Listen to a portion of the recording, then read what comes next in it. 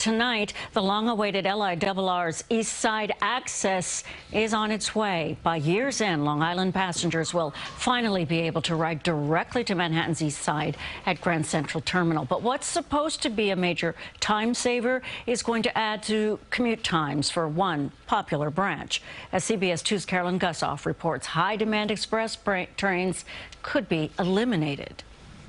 It's the gold standard on the LIRR. The Port Washington branch zips along the North Shore's Gold Coast from Great Neck to Penn Station in 34 minutes. But draft schedules when East Side access begins shows that speedy commute will get longer. 20 or 30% increase in travel time, so it's no small matter. This Port Washington rider, one of many derailed by the proposed elimination of express trains to the Port Washington branch Nassau stations, adding at least 4 Queens stops. After 15 years of construction and something on the order of $10 billion, to say we're dismayed would be an understatement. The time increase is only up by 8 minutes and will provide more service to Queens. But critics say Queens riders have other transit options, subways and buses.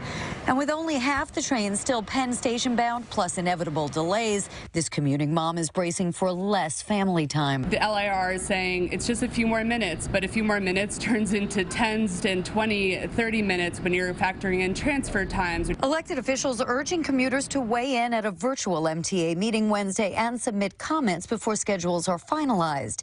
East Side access is great news, they say, but not at the expense of North Shore commuters. Many residents moved here to this neighborhood because of the commute in Manhattan. It's incredibly quick. We will be fighting to get our express train back on track. They are open to negotiations. We are talking to see how we can actually restore some of those express trains. The MTA explains its schedules were rebuilt to add capacity to the reverse commute too. Port Washington is getting more service, but storage space for express trains is a complicated formula, and it's prepared to work with the town should it be willing to reconsider its earlier denial of storage space for additional trains that could provide even more service.